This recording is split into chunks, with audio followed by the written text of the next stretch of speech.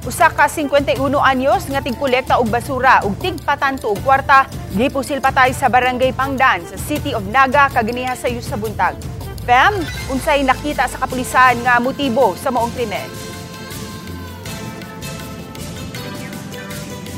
Ses, duha ka anggulo ang gitanaw karon nga motibo sa krimen sa City of Naga Police Station sa maong panghitabo diin pareho kining money related. Nakita na lang ang biktima nga naghigda na nga nagkadugod daplin sa National Highway sa Barangay Pangdan, City of Naga. May nakitang samad pinusilan sa ulo sa biktima nga may gitanaw sa hinungdan sa inanaling kamatayon ni ini. Gilang biktima sa alias nga Michael, 51 anyos, biyudo ug nag-abang sa dapit. Naanda na matod pa sa biktima nga maglakaw pasado alas 4 sa kadlawon padung sa iyang gitrabuan diha sa Material Recovery Facility isip garbage collector sa maorosab nga dapit. Pipila ka mga mulupyo sa maong dapit ang nakadungog matod pa og tulo ka mga sunod-sunod nga buto sa armas pasado alas 4 sa kadlawon. Apan tungod sa kahadlok wadayon sila mosusi sa gawa sa panimay. Mga worker dito no kay magrosaryo yung sagong ko daghan magong nobida mga tiyan. Onya karon niadto kog CR kay mangihi ko. Nibung man kong nakatulo ni buto permira ingon.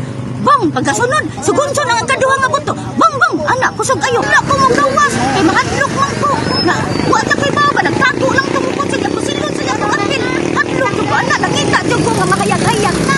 Mga mulupyo na sa dapit mo ibipahibaw sa kapulisan alas 5 na sa kadlawon. Ug sa inisyal nga pakisusi, nawala ang usa ka gold necklace sa biktima, duha ka mga bag-ong pinalit nga cellphone ug duha ka bag niini nga dunay mga kwarta.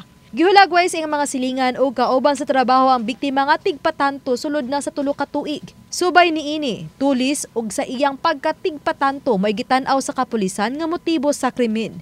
Matod sa investigador nga base sa ilang pakisusi nga tigdala kini og mga 30,000 pesos nga cash sa mataglakaw niini.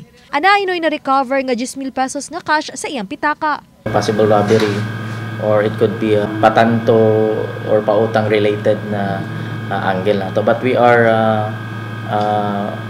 considering other two motives. T-shirt o katong iyahang necklace nga naputol, mga more or less 20,000 up to 30,000 ang iyahang nasa iyahang cash sa iyahang bag na nakuha. Nakigalayo na ang City of Naga Police sa mga tag-iya sa mga panimay o establishmento nga dunay CCTV sa maong dapit. Pagsubay sa nahitabo nga makatabang kanila sa pag-ila sa mga mamumuno. Nanawagan ang kapulisan sa mga posible usab nga nakasaksi. We encourage you to share your information, valuable information sa ato ang kapulisan. If mahadlok mo, our contact numbers, our social media accounts sa City of Naga Police Station are widely accessible.